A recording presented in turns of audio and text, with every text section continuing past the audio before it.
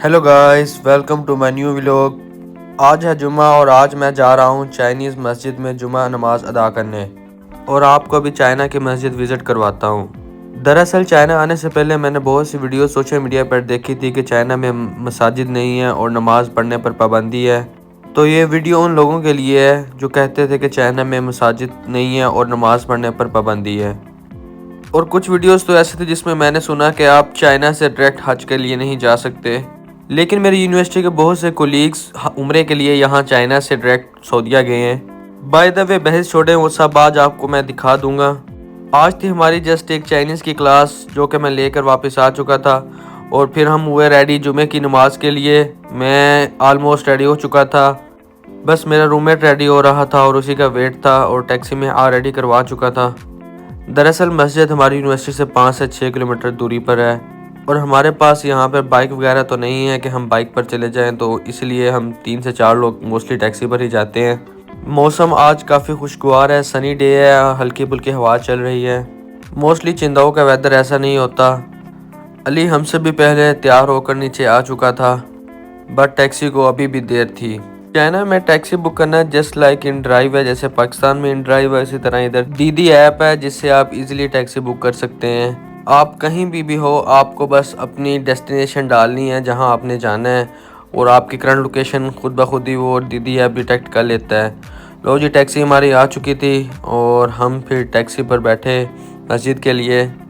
Taxi पर 10 minute का सफ़र है मस्जिद का और टैक्सी ड्राइवर भी देखकर वकार को हैरान हो रहा था ज़रा, क्योंकि जब भी फॉरेनर्स को देखते हैं तो ये ज़रा तजस्सुस की निगाह से देखते हैं, लेकिन हमारे लिए अब ये मामूल की बात हो चुकी थी।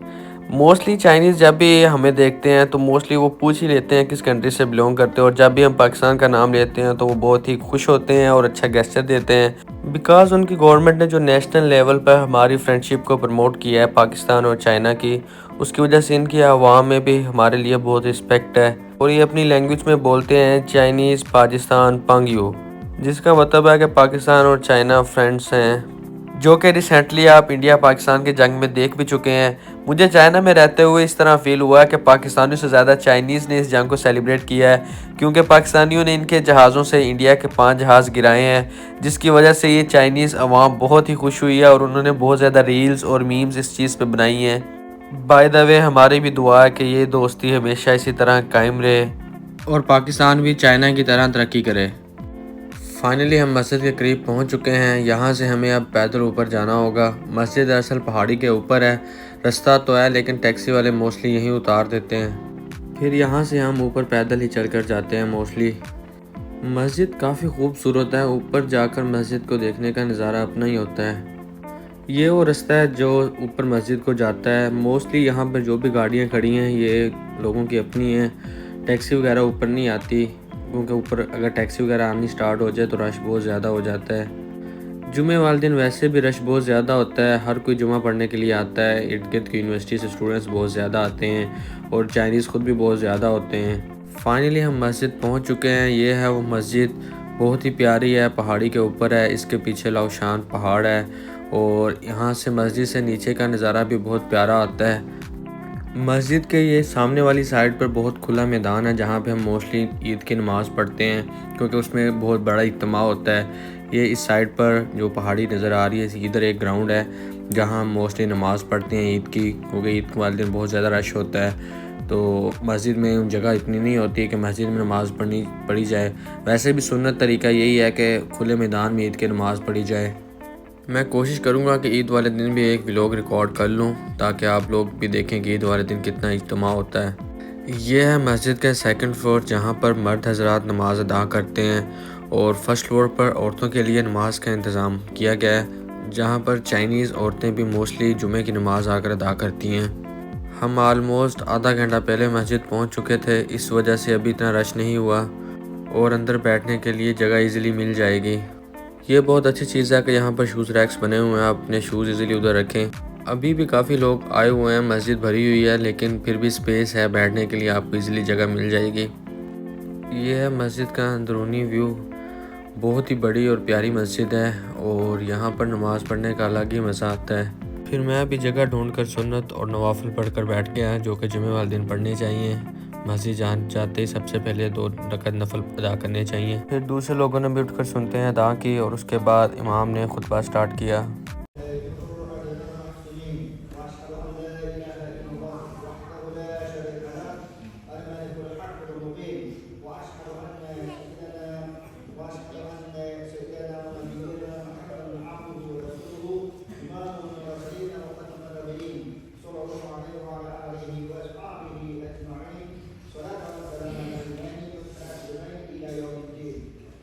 यहाँ चाइना में इमाम 2 ज़ुबानों में खुतबा देता है, एक अरबी ज़ुबान में और दूसरा चाइनीज़ ज़ुबान में। अरबी ज़ुबान का खुतबा मैं आपको थोड़ा सा क्लिप सुना चुका हूँ, अब मैं आपको चाइनीज़ ज़ुबान का खुतबा सुनाता हूँ।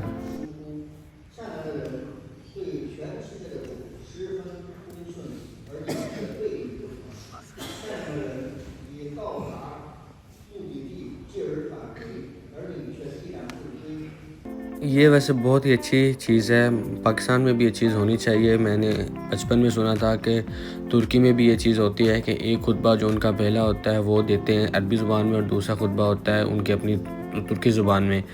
लेकिन यहाँ पाकिस्तान में भी ये चीज़ होनी चाहिए, अरबी ज़ुबान में दोनों खुतबे होते हैं, खुतबा उर्दू में होना चाहिए ताकि लोगों को भी समझ लगे कि इमाम क्या बोल रहा है। मकसद ये होता है कि लोगों को खुतबे में समझाना। पता नहीं हमारे उलमा कराम क्यों ये इक़दाम नहीं उठा रहे। खुतबे के बाद जमात खड़ी हुई और हमने नमाज़ अदा की। जुमे की नमाज़ पढ़ने के बाद हम फ़ौरन नीचे पहुँचे, जहाँ पर डिफरेंट यूनिवर्सिटी से स्टूडेंट्स आए होते हैं और उनसे जुमे वाले दिन ही मोस्टली मुलाकात होती है, और हर कोई बड़ी खुशी से एक दूसरे को मिलता है। इंटरनेशनल स्टूडेंट्स के लिए ये एक वाहिद दिन होता है जिस दिन वो हर एक दूसरे खुशी से मिल लेते हैं और अपने दुख सुख शेयर कर लेते हैं।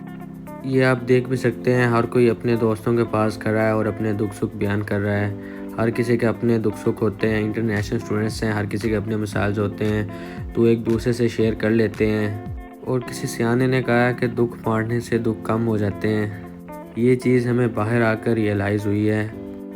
अब हर कोई नमाज से फ्री होकर सीधा मुस्लिम मार्केट जा रहा होता है, जहाँ पर नमाजियों के लिए ख़ास खाने के लिए इंतज़ामात होता है, जो कि डिफरेंट शॉप्स वाले करते हैं। कभी कोई खाने के लिए कोई चीज़ रख देता है और कभी कोई। ये है मुस्लिम मार्केट, जहाँ से हम गोश्त और चिकन वगैरह भी ख़रीदते हैं, और यहाँ पर आलमोस्ट मसाले वगैरह भी मिल जाते हैं। अभी वैसे कंस्ट्रक्शन का काम चल रहा है यहाँ पर। ये इस साइड पर सारी चिकन की शॉप्स हैं, यहाँ पे इन्होंने पानी भी फ्री रखा हुआ है, और ये सामने जितने भी हैं ये बीफ और मटन की शॉप्स हैं। जैसे ही आगे पहुंचा वहाँ वाटरमेलन ट्रेज में पड़े हुए थे। जैसा कि मैंने आपको बताया कि जुमे वाले दिन हर शॉप वाला कुछ ना कुछ आवाम में तकसीम करता है। और ये हैं हमारे गिलानी साहब जो कि दड़ादड़ खा रहे हैं। खाने हर कोई खा रहा होता है, खाने में कोई हिचकिचाहट नहीं होती। वैसे ही मजाक कर रहे हैं। हमारे बहुत ही अच्छे दोस्त हैं फैसल भाई, हम इसे प्यार से गिलानी साहब कहते हैं। ये चीज़ वैसे काफ़ी अच्छी लगी है मुझे। जुमे वाले दिन डिफरेंट यूनिवर्सिटी से स्टूडेंट्स आए होते हैं, तो उन्हें फ्रेशमेंट के लिए कुछ ना कुछ यहाँ से मिल जाता है। वैसे आप अपना ख़ुद भी लेकर खा सकते हैं।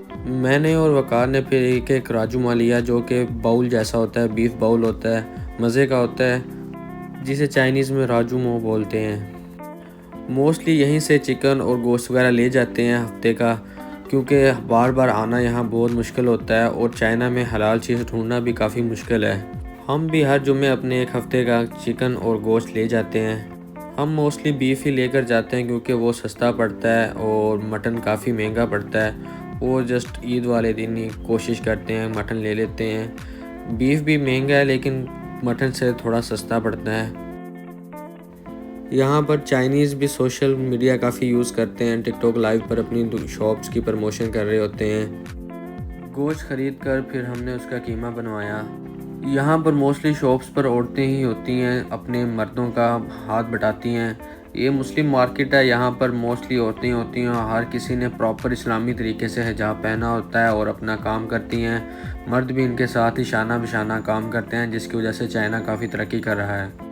मुझे आलमोस्ट 1-1.5 साल हो चुका है चाइना में रहते हुए। मैंने मोस्टली शॉप्स पर औरतें ही देखी हैं, मर्द बहुत कम देखे हैं। ज़्यादातर मर्द इनके जॉब्स करते हैं और औरतें जो होती हैं वो शॉप्स वगैरह चलाती हैं, जिसकी वजह से ये काफ़ी खुशहाल ज़िंदगी गुजारते हैं। ये औरत भी काफ़ी उम्र की लग रही हैं, आलमोस्ट मेरी वालदा की एज की हैं, लेकिन स्टिल यहाँ पर काम कर रही हैं। गोश्त लेने के बाद हमने फिर चिकन लिया।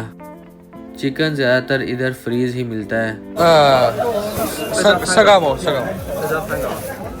अली बस यही लेते हैं, ये लेकर रहने देते हैं। मोस्टली पूरे वीक के लिए जुम्मे वाले दिन ही हम चिकन ले लेते हैं, जो कि आलमोस्ट 5 kg के अराउंड अबाउट होता है। चिकन लेने के बाद उसकी पेमेंट की और पेमेंट करके हमने फिर टैक्सी करवाई वापसी के लिए। ये हैं मरसद भाई, जिनका रिसेंटली हमारी यूनिवर्सिटी में PhD में एडमिशन हुआ है। ये अब हमारे साथ ही वापस डोम जाएंगे। ये आप देख सकते हैं हर कोई यहाँ से कुछ ना कुछ लेकर जा रहा होता है वापस, इसीलिए जुम्मे वाले दिन इस मार्केट में बहुत ज़्यादा रश होता है। ये सामने पहाड़ी देखकर हमको तो इस्लामाबाद की याद आ जाती है। सेम सिटी इस्लामाबाद की तरह है, लेकिन इसके इर्द गिर्द समुंदर है और जिसकी वजह से इसका मौसम भी काफ़ी खुशगवार रहता है। फिर शाम हुई ना, मैं क्या डॉक्टर साहब कोई हिसाब किताब फिर कर लीजिए। कहना यार सेंड कर दे यार, तू किन्नी मैं है यार डॉक्टर होंगे तो 499 बनते ने चौथे हिस्से दे, तो मैं तेन पूरे 4.5 सेंड करना। डॉक्टर खुश हो गए, कर दे यार मेरा काम हो गया। डॉक्टर ने 4.5 रुपये मैं सेंड किए, डॉक्टर खुश। डॉक्टर सारी उम्र नहीं हिसाब ला सके की बनया। सारे स्टाफ ने सारे रोंदे हैं पैसे पीछे। मरसद भाई हमें डॉक्टर रिजवान के बारे में चुटकुला सुनाते हैं, जो कि बुरे वाले से यहाँ PhD करने के लिए आए हुए हैं और बहुत इंटेलिजेंट बनते हैं। तो उनका बता रहा था कि किस तरह मैंने धोखा दिया। ये मास्टर और PhD वाले जितने भी हैं इधर सबको स्टाइपेंड मिलता है और सब बहुत ही कंजूस हैं, और इसी वजह से हम मरसद भाई को भी काफ़ी टीज़ करते हैं। हम वैसे इनके साथ मजाक करते हैं, बट ये लोग पैसे बचाकर अपने घरों में भेजते हैं, अपनी फैमिली को सपोर्ट करते हैं, जो कि बहुत ही अच्छी चीज़ है। ये आप देख सकते हैं जर्मनी आर्किटेक्चर। दरअसल चिंदाओ पहले जर्मनी के कब्ज़े में था और उसके बाद फिर चाइना के कब्ज़े में आया, तो यहाँ पर मोस्टली बिल्डिंग्स जर्मनी की बनाई हुई हैं। 1897 में जर्मनी ने इस शहर को चाइना को लीज़ पर दे दिया था, इस शहर को फ्री पोर्ट और मॉडर्न बनाने के लिए। और चाइना ने वाकई सिटी को काफ़ी मॉडर्न बनाया है और ये बहुत ही खूबसूरत सिटी है ये। फाइनली हम अपनी यूनिवर्सिटी वापस पहुंच चुके हैं ऑलमोस्ट 2-2.5 घंटे के बाद, और मिलते हैं आपको अगले व्लॉग में। तब तक के लिए अल्लाह हाफिज़। यही हुआ आज का हमारा व्लॉग ख़त्म। मिलते हैं नेक्स्ट व्लॉग में, तब तक के लिए अपना ख्याल रखिएगा।